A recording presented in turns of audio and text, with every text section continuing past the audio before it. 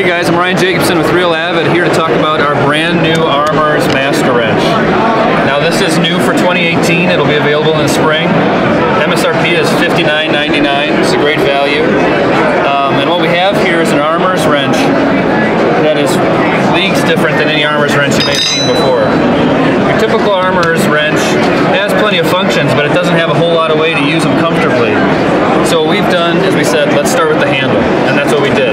We have a nice ergonomic handle that fits in your hand really well, gives you good leverage, but not only that, the torque point on it is actually an ideal application. So when you snap your torque wrench on, you've got it at an equal distance from all the wrenches, so you can actually apply the proper amount of torque.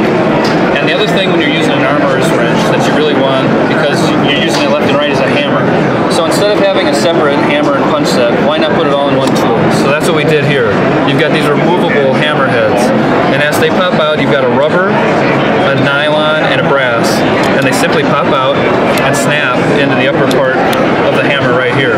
And now you can use that for any of your building needs.